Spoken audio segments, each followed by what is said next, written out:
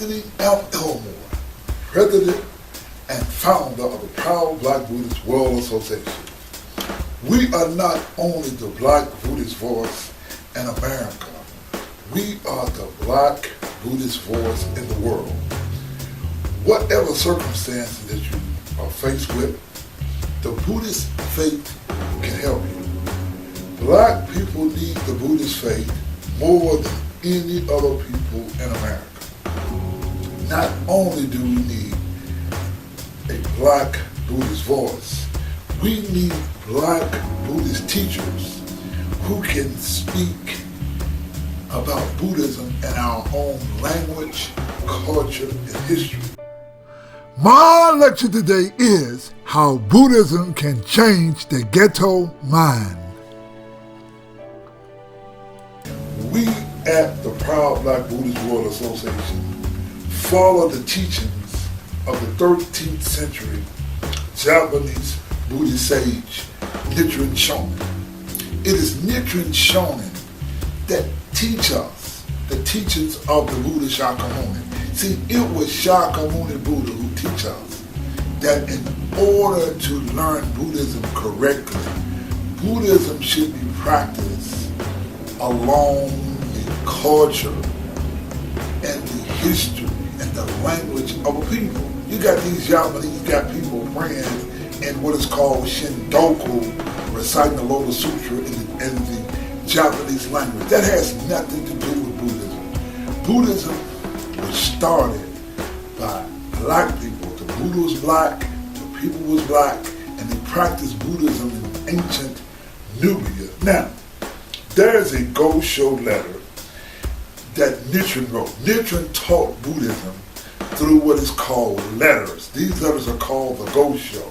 Now, there's a Gosho called the Recitation of the Expedient Means and Lifespan Chapters. Now, I mention this because we got a lot of Buddhists that's practicing Nichiren Buddhism, and they don't follow the teachings of Nichiren. But in the Gosho, Nichiren writes, quote, "When we scrutinize the sutras and treatises with care, we find that there is a teaching about a precept known as, quote, following the customs of the region that corresponds to this. The meaning of this precept is that, quote, so long as no seriously offensive act is involved, then even if one were to depart to some degree from the teachings of Buddhism, it would be better to avoid going against the manners and customs of the country," unquote. See, it was the Buddha Shakyamuni who taught that we Buddhists should follow the precept known as following the customs of a region. Now, understand that in the ghetto USA, you can't come to no ghetto USA talking about to the brother talking they're going to meditate. You're going to practice some Asian religion.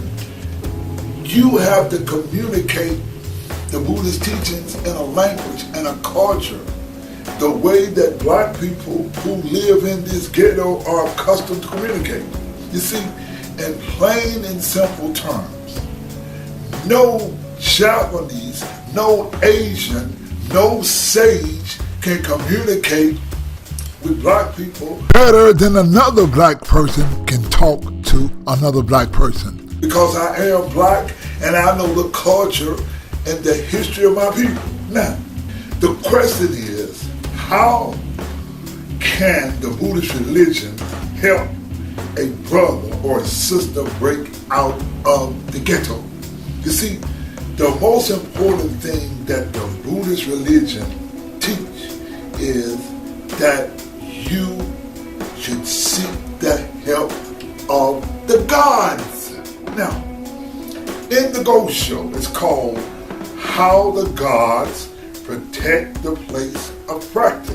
You see, once you begin to practice Buddhism, you awaken the gods within and the gods without. You see, the Gosho reads, if we consider this story and apply it to the present, we see that although a person may be guilty of certain faults, if that person has faith in the three treasures of Buddhism, he may escape major difficulties. And I have known for some time now what was indicated to you in the divine instructions you've written me about. On reflection, I think that surely they are a sign that difficulties can be averted and that good fortune is on the way. Unquote. You see, there's another ghost show called The Sword of Good and Evil, and it reads, quote, "You must pray to the heavenly gods with all your heart," unquote. See, let me tell you something about many of these Japanese and Asian Buddhists. They tell black people to ignore God, and they do not make God inclusive of their Buddhist faith. You see, this is not the practice of the proud Black Buddhist World Association. See, we include the teachings of God. See, we chant the words, Namo Myoho Renge Kyo. Now the words Namo means to awaken. Those brothers who were able to leave the ghetto were able to awaken, or they found a way to get out. See, what does our Buddhist faith and practice bring us? See, we gain wisdom. Let me explain about this Buddhist wisdom. You see, when I was a young man, at 19 years old, I quit college and I opened up my own carpet business. And by me having my own carpet business and me being into the business, where I had quickly at 19 years old, I bought a home and I put a garage in that home. And so by me being in the business, guys would come to me sometime and they said, "Look, man, I got a piece of carpet, you want to buy it?" I said, "Yeah, man, I'll buy the carpet." And guys would come to me and they would sell me rolls of padding. I had so much carpet padding, it was like a whole garage full of padding.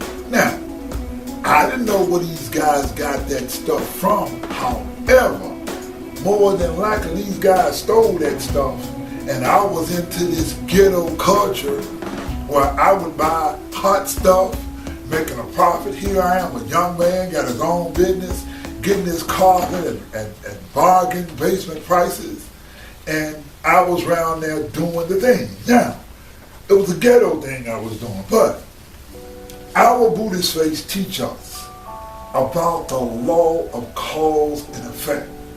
And simply this, you cannot make a bad cause and get a good effect, nor can you make a good cause and get a bad effect. Now, the word Myo means correct and Ho means law. The word Renge means lotus flower, and that it represents the law of cause and effect. Now the word Kyo means to overcome delusion. While I thought I was getting over selling stuff that I didn't pay for, from the standpoint of logic, it seems that I was better off selling the stuff. But what I did was I was a Buddhist and I was chanting and I put my Buddhist faith in the law. And I learned firsthand and I saw my fortune change via following the correct path. You see, I live in the hood and I have friends, and living in the hood, they said, "Man, let's go sign up for some of this free money," meaning food stamps. I have a friend who's college graduate, smart guy, got every benefit in life. He went and signed up for some of the free money, but I saw this man's fortune disappear. He goes and get these food stamps, but look what happened to him in his life. See, this is a bad sign, a bad thing to do. You see, I can go to our stores and I see somebody in the hood say, "Hey man, you want to buy some food stamps?" Hell to the no. Because it is the law of cause and effect that we practice. Now, it was my Buddhist education where I gained the wisdom to put faith in the law of cause and effect. To have good effect, we must make good causes. Through the Buddhist faith, you learn to put your faith into practice. And as black people, you learn how to survive.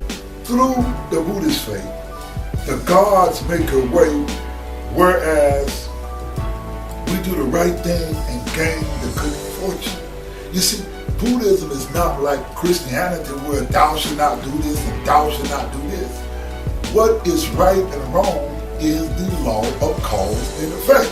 So through our Buddhist practice, we use the law of cause and effect. Now, see, please understand that the number one cause of death in America comes from legal prescription drugs. You can go down any major street in America and there are drugstores on both corners. Corporate America is the number one drug pusher in America. We believe that there are easy fixes in life. And we go take these tranquilizers, we take these legal drugs. And so just as there are pushers in the hood or the ghetto, the biggest pushers and the ones who's calling the most death is the legal prescription drugs. That's why we have a Betty Ford Center where you got the President of the United States wife got hooked on legal drugs. In life there are challenges. And in our Buddhist faith, we practice the Buddhist faith to overcome these challenges. This is how the Buddhist faith can help. You've got to be strong if you want to survive. Now, this is how Nichiren explains in the Ghost Show, and that's called the 3 Tropical Masters Pray for Rain. Now, this is how Buddhism explains how you can get out of the ghetto or how you challenge the ghetto. Now, it's nothing magic. Nobody's going to come down from the sky and just save you, but this is what Nichiren says, quote, when a tree has been transplanted, though fierce winds may blow, it will not topple if it has a firm stake to hold it up. But even a tree that is grown up in place may fall over if its roots are weak. Even a feeble person will not stumble if those supporting him are strong. But a person of considerable strength, when alone, may fall down on an uneven path. Unquote. You see, the Buddhist practice is gaining wisdom. It is like that firm stake to hold you up. When you're going down a treacherous pathway, you can balance yourself with the staff.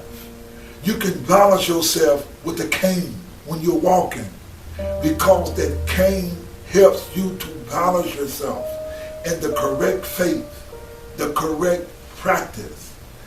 That is how you balance yourself and get through challenges. Now, let me put this in a way that you can understand. The essence of the highest Buddhist teachings is the Lotus Sutra. The lotus blooms in the swamp. Although we find ourselves in difficult circumstances, in the lotus we take our obstacles and turn them into opportunities. Someone gives us lemons and we turn it into lemonade. In Buddhism, we use the Japanese term Hendoku Iyaku, which means we literally change poison into medicine. Let me explain this in a way that you can understand. It is people who make the ghetto and not the ghetto that makes people. It is the lotus flower that blooms in the swamp. although you may be in a challenging circumstances, the one thing that Buddhism teaches us is we all have a Buddha nature or a God-like nature or a greatness inside of us. The Buddha nature is the God that is inside of you. And that God inside of you activate the gods outside of you. When you line up with the gods line up right beside you. Now, Nichiren Shonin explains it this way. There's a Go show called Attaining Buddhahood in This Lifetime, and this is how Nichiren explains it. It is the same with a Buddha and an ordinary being. When deluded, one is called an ordinary being, but when enlightened, one is called a Buddha. This is similar to a tarnished mirror that will shine like a jewel when polished. A mind now clouded by the illusions of the innate darkness of life is like a tarnished mirror, but when polished, it is sure to become like a clear mirror, reflecting the essential nature of phenomena and the true aspect of reality. Arouse deep faith and diligently polish your mirror day and night. How should you polish it? Only by chanting Namu Myoho Renge Kyo. You see, I was talking to a brother the other day, and I'm going to pass this lecture on to the brother. And we was talking, he says, man, I'm just not motivated. And I said, well, let me ask you something, brother. Who do you hang around? He said, well, I'm around them crackheads and folks getting high. So imagine this. This dude smoking grass said, yes, life is really hard. I ain't motivated. Yeah, brother, you ain't gonna get motivated. You hanging around other folk, they ain't doing nothing, y'all sitting around here in the hood getting high, and you said you ain't got no motivation. First of all, I told the brother, you need to change your environment. He says, man, I practice the Islam religion. Yeah, you can practice Islam religion, but if you around here getting high, wasting your time, not doing a damn thing, ain't nobody gonna come down here and just make something happen. Buddha means wisdom, and what he didn't understand is that wisdom is the ability to get up off your ass and do something. When you chant Namu Myoho Renge Kyo, you wake up your Buddha nature. In plain and simple terms, you get up off your ass and find your greatness. Now, there you got it. Buddhism is only the practice of developing the mind or your inner wisdom. I never heard of a winter that did not turn into spring. With the Lord's teachings you can overcome anything. I bring a message to you. It's about the greatness of the Lord, a true